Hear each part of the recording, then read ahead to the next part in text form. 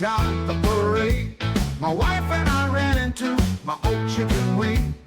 Then I turned to her and said, this was my old friend. I knew something was wrong, I could see it right then. She knew I still... Whew! You talk about being railroaded. Holy cow. Welcome to the Mike Martin Podcast. Like, click, subscribe, and share that stuff, baby. That's right. Oh man, I told you the plot would thicken, and guess what? The judge denies Diddy bail. What? I said the judge just denied Diddy bail. I'm black. Why? He's only been convicted of the 2 out of those 5 charges. 2 of them, and they were the 2 smallest ones. Now, what could make the judge say no bail? Be clear. Ciroc is for the culture. But basically, I was called to have a meeting with Diageo, and they knew that I was kind of killing things in the culture, and they were trying to fix their diversity problem.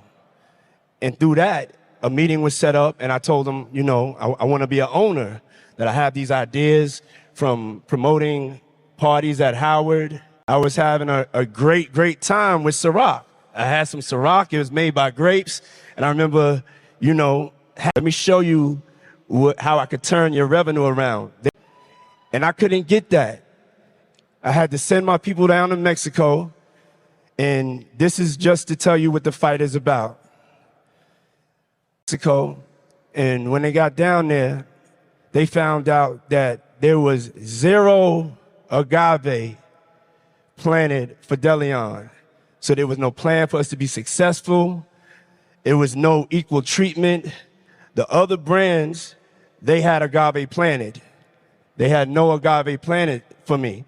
Hi, Joe. Hi, Flo. What do you know? I flowers won't grow. Did you try a hoe? No. How about a mow? No.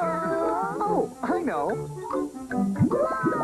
They just needed time to grow. So when I saw that, I was like, nah, I'm gonna fight because it's bigger than me.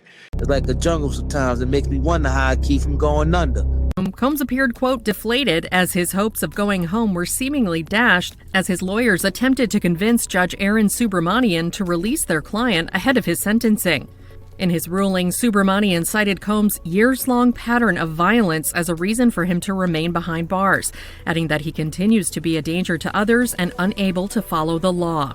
Arguing that Combs, who pleaded not guilty to sex trafficking, racketeering conspiracy, sex trafficking by force, fraud, or coercion, as well as transportation to engage in prostitution, was acquitted on the 3 most serious charges of sex trafficking and racketeering, and only convicted of prostitution. As Agnifilo outlined, Combs would be willing to put up a $1 million cash bond, co-signed by his mom Janice Combs, his sister Keisha Combs, and Sarah Chapman, the mother of Combs' eldest daughter Chance Combs, and have no access to his private plane, which is Agnifilo, as the attorney spoke to the judge to argue for Combs' release.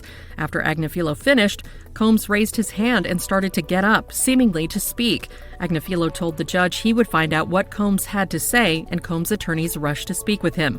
Ultimately, he did not end up saying anything. Combs will remain in jail until his sentencing, which is scheduled for October 3rd. Story short, Diddy ended up suing him for racial discrimination and all kinds of craziness like that.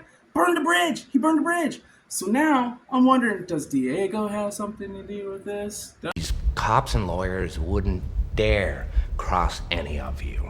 But for the judge to come back and say, after the verdict, the judge was like, Diddy Meister, I bet you don't want to stay any more time in that hellhole, do you?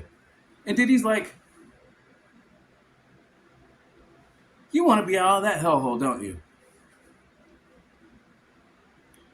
Then they go to lunch, right? Then I'm already thinking about lunch. Looking on what I'm going to get for lunch. Lunch. They come back after lunch, and the judge is like, hey, shackle up, buddy. You're sleeping with Bubba tonight. You ain't getting back into our society. Else you want to hold it? I don't want to hold it. Just touch it. I don't want to touch Why you don't want to touch it? Because I don't want to touch it. Diddy says, what? Why? Why am I not going to be able to? Oh, here comes Cassie. So what he did, he dragged me out into the courtyard in his Miami mansion, and he tried to dunk my head into his deflatable pool of baby oil. Thank goodness his mom was there, because she begged him to stop. Now, Cassie, you know damn well you love those inflatable baby oil pools too. We used to be in there for hours getting our freak on and all. As a matter of fact, it was... Cassie, you're a threat to everybody. You think you're gonna get away with that? No, we're standing up for my rights. You don't hit people, blah, blah, blah, all that stuff. And she's got a point. You shouldn't do it. Diddy. That's why you're there right now. Anyways, so here we are. Why is Diddy being held up now? Why are his rights being infringed upon? There's more to the story, and we are gonna dig into it.